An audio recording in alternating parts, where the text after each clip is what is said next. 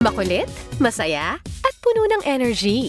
Ganito madalas ilarawan ang mga anak na lalaki. Pero alam nyo ba na may isang pag-aaral na nagsasabing posible raw na mas mabilis tumanda ang mga nanay na may mga anak na lalaki? Kumpara raw sa mga nanay na ang mga anak ay babae? Dahil dito, marami ang napatanong at napaisip. Totoo nga ba ito?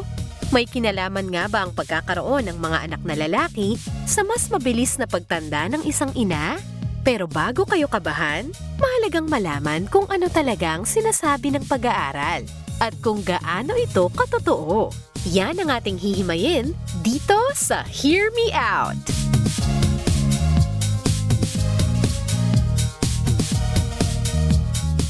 Ba?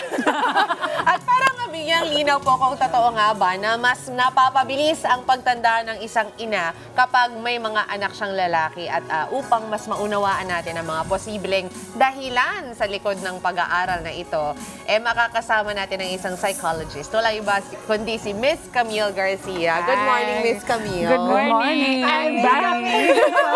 So, Miss Camille, totoo nga ba? May scientific basis ba itong pagsabing Siguro, ganyan? yung pagsasabing scientific basis siya, yung tinatawag natin because meron yung allostatic load na sinasabi. Yung allostatic load kasi parang yung pag yung nanay masyadong malapit dun sa anak na lalaki, ang tendency mas na-absorb niya yung stress related yon. So it's not necessarily about the gender issue, pero yung stress na nagbubunga na kuminsan 'di ba merong mga anak na lalaki na sobrang pasaway. So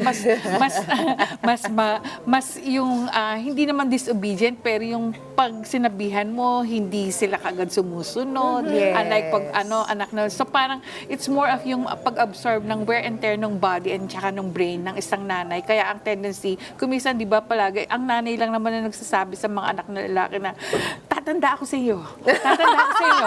So, gano'n, di ba? So, so, di ba, very cultural din dito sa mga Pilipino na pag sinabi yan, di ba, na talagang, nako, consumption ko kayo, di ba, yung mga tipong gano'n. Anak, ano nangyari, anak? May sinulid yung kape. May sinulid yung kape. Anak, tatanda kami sa'yo eh. Lalaki yata yan. Saan galing? Galing sa coffee shop? Oo. Nagaling sa coffee shop to. So baka nandito yun. Anyways, mamaya natin pagsikahan yun. Balik tayo sa conversation. Etiquette. Pag-uusapan natin yan mamaya. So, Miss Camille, kasi syempre, siguro depende na rin yun sa parenting style Yes, mo. definitely. Kasi alam naman natin yung mga kids, lalo na ang boys kasi, they really love to explore the absolute limits of safety. Ay, ayun. Tama. Totoo yan. Kasi may mga pagkakataon, lalo na pag mga batang lalaki. Tapos, siguro kung sasabihin mo na hindi ka ganun ka physically fit, ang bibilis tumakbo, hahabulin mo yan, hindi pa pwedeng hindi ka tapos parang, pag yung, syempre sa weight, kumisan talaga mas mabigat ang weight ng lalaki pag kinakarga. Yes, so kumpara talagang sa babae. lahat na siguro yung mga possible na magkakaroon ka ng mga backaches, yung mga tapos yung, and then in the event na pag maging nasa post-pubertal yan, sasabihin lang, magpapaalam. Tapos pag tinanong kailan ka uuwi, sasabihin, hindi, nandito ako ng 3, pero hindi uuwi ng 3, uuwi ng 5 o'clock ng hapon. Tapos tumatagal. Tapos sasabihin, pauwi na ako. Parang pauwi na, alam mo naman, 20 minutes lang makakauwi na, pero it will take them 2 hours. 2 hours, gano'n. So parang pag nanay ka, it's a chronic thing na parang sabihin mo palagi ka nag-worry. Kasi pag anak na babae, ayaw mong pababayaan yan. Sasabihin mo talaga na, hindi, susunduin kita.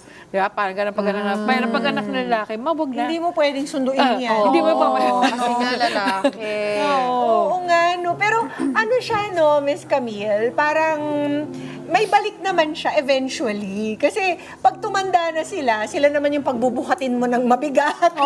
Sila yung ng furniture. Silang protector mo. Totoo. Dahil kasi ako, anak ko lalaki, tapos parang sinabi ko, pagdating mo na sa 17, siguraduhin mo mag-drive ka na para pagdating na 18, ikaw na yung driver ko. Correct. Let's get together. Sunday 25. Sunday 25.